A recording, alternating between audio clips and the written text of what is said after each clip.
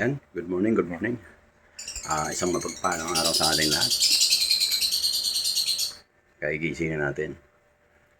Balik kahapon, hindi natin nasilip yung ating inakay. Dapat talaga, pagkapisa araw-araw mo sinisilip kasi hindi naman kasi una-una yung pagpipisa ng inakay. Kaya nagkaroon tayo ng problema, guys. Bali, yung pinakabunso, yung huli-huling na pisa, nagkaroon ng problema, namatay, guys. Kasi siguro nadaganan ng panganay, kaya medyo sad tayo. So tara, let's go. Tingnan natin.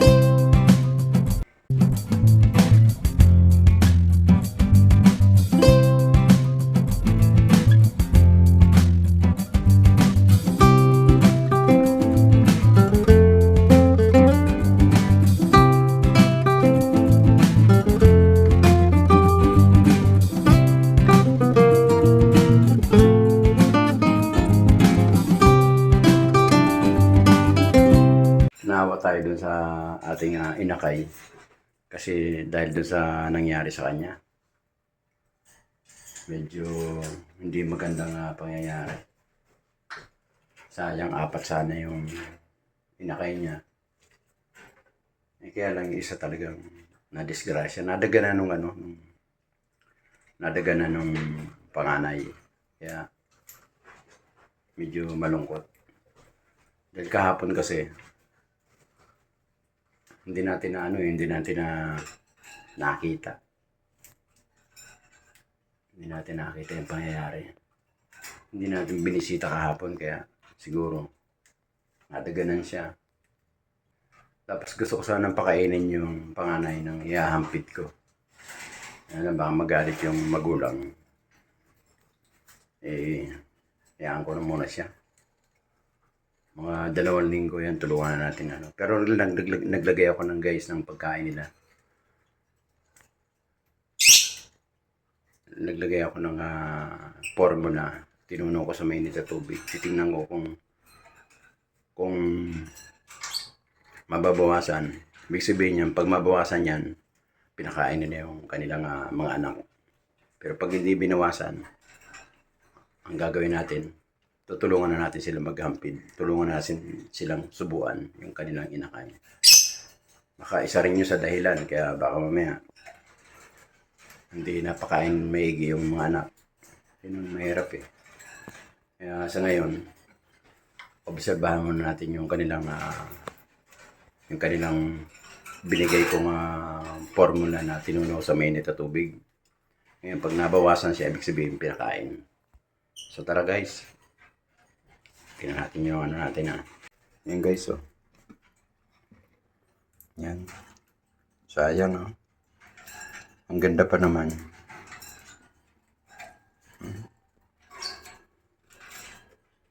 Yan yung bunso guys, eh. Sayang, ibalay-balay. Sayang yung bunso. Yung bunso. Sayang. Namatay. Siguro nadaganan. Ang alam ko parang nadaganan. Hindi kasi nasilip natin ng 2 araw. Eh. Kaya kailangan talaga, sinisilip talaga. So ngayon nagpakain tayo. Naglagay tayo ng Dextrobit. Para doon sa may mga itlog. Tumibay ang kanilang stamina. Naglagay tayo ng Dextrobit. Tsaka konting Integra.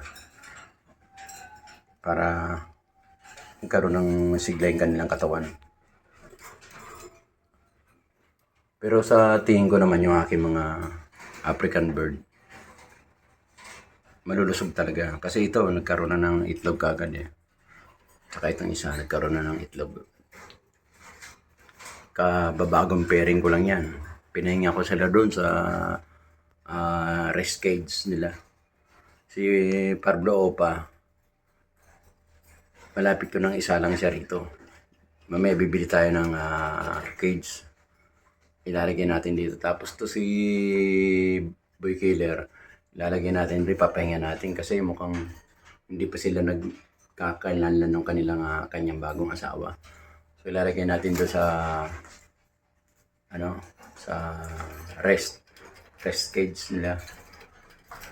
Ito isasalang na natin to. Tsaka yan si Pablo Dilliot. Ilalagay na natin sila bibili natin mamaya ng cage. Ilalagay na natin sila dyan. Mukhang okay na eh. Baka magkaroon na sila ng itlog eh. Ay, nakita ko nung isang araw na sila eh. So kailangan para hindi masayang yung itlog, kailangan bilhin na natin sila ng cage para masanay sila rin sa kanyang cage. Gaya ito. Ito malapit na rin guys, sinaayos yung kanilang cage. Dating partner ni Pablo rin, kaya lang babae. Pero ito, si Yellow Balls, meron na rin. Nag-aayos na kanila mga nesting. Kasi yung mga krimino natin, ayan, gumagawa na lang sila ng kanilang nesting. Bali ba pagpakain lang natin. So itong ating namatay, maano rin yung yung ina. Masagap din ano rin yung ina kasi nung nakita niya may patay na yung tatlong anak, inilayo siguro para hindi mahawaan o ano. Ito iniwan doon sa sulok. So binago niya ng pwesto yung mga anak niya. Yung mga anak niyang tatlong naiwan na buhay na andun sa dulo. Medyo malalaki na. Tapos ito naman yung bunso na andito na sa bungad, iniwan. Nakakasad naman. Parang hindi naman maganda yung meron mo ang tagal niya iningatan tapos mamamatay lang. Tara, tingnan natin yung tatlo. Kung okay yung tatlo. Kailangan titingnan natin yung tatlo. Sayang yung tatlo guys. Baka mamaya, yung isa naman, yung kasunod ng bunso, yung sinundan niya, baka may madaganan din, di ba? So, kailangan natin na tingnan maigi.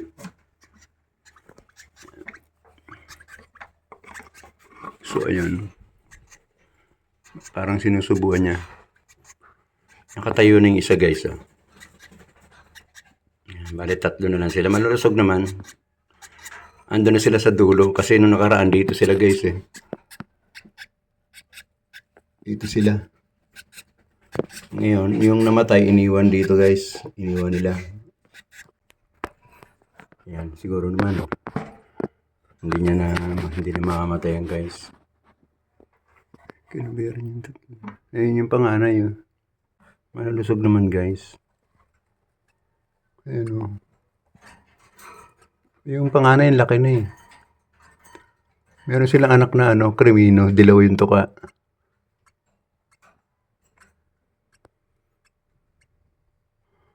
Yung isa malaki na. Siguro 2 linggo. Yung bunso, hindi nag-survive yung bunso. Sayang. So, yun. Nice. Bali yung isa malaki na. Isa yun. Tapos yung isa, pakan mo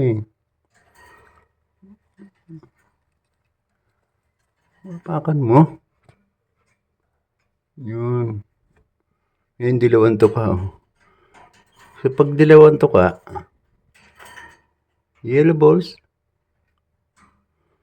Diba? Daganan mo. Yan. Daganan mo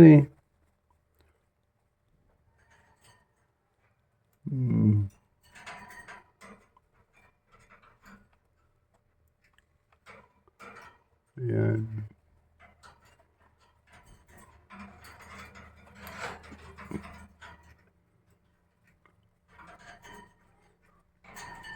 May balahibo na. Yan. Green opa.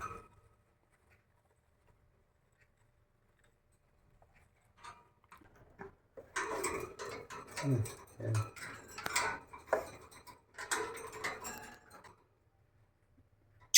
Alas pala o pala yun. So, wala tayong magagawa. Pag ang problema. Pero maganda na guys, may nakakatayo na sila, naayos na yung ulo nila, naitatayo na yung ulo eh. Ito hindi nakasurvive guys, ito yung bunso. Sayang. Kahit anong ingat natin, kailangan talaga gaya yan. Medyo nakakatayo na yung ulo nila. Malamang hindi na sila madadaganan. So, ang gagawin natin, baka ito na muna yung huling silip natin. Kasi kaya natin sinisilip dahil gawa nga nito, yan ang sinasabi ko, iniingatan talaga eh. Ilang araw natin sinisilip to, okay siya eh.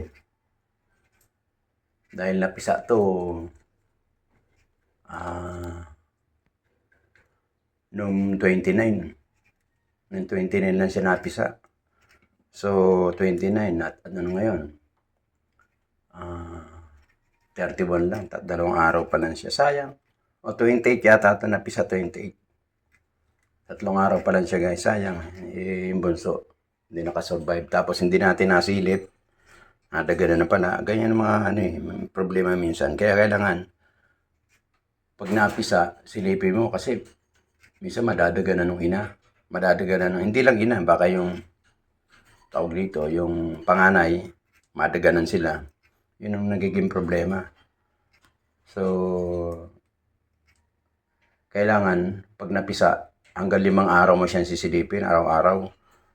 Yung umaga, hapon, para malalaman mo na hindi nadadaganan. Ito, 2 araw na natin di sinilip guys. Tingnan mo naman na namatay. Sayang.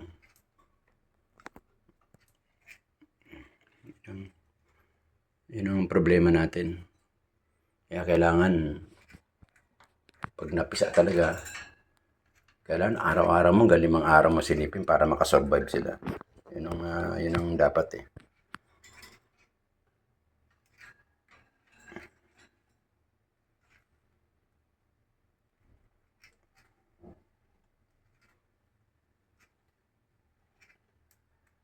So yun guys, hanggang dito na lang. Sa mga bagong mag-iibon, medyo kung gusto niyo naman sundan yung sinasabi ko na pag napisa, hanggang 5 araw kailangan silipin mo hanggang sa makasurvive yung ano. Kasi minsan, okay, may kinig doon sa iba na huwag sisilipin. Kailangan, kahit yung sa baboy, araw-araw yan sinisilip ng mga nag-aalaga ng baboy, mga aso, nag-aalaga.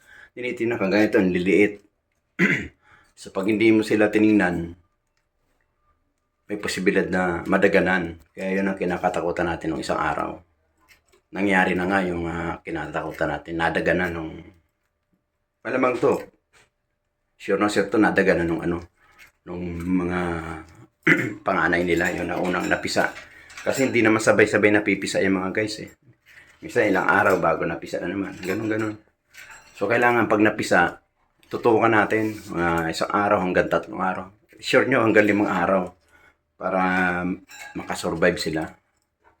Maalis natin dun sa mamaya, nadadaganan na, baka may mapilayan. Siyempre, mga inakayan eh. Ito nangyari yung kinakatakutan ni Papa Ubas. So, bagay, learn about experience. Ika nga, sabi ni matatanda. So, kailangan natin gawin. Susunod, mandi lang naman ngayon. Marami pa naman silang mga magiging inakay. Bali ilan yan? 1, 2, 3, 4, 5, 6, 7, 8, 10. 10 silang mangingitlog sabay-sabay sa ito may mga itlog na. Hopefully,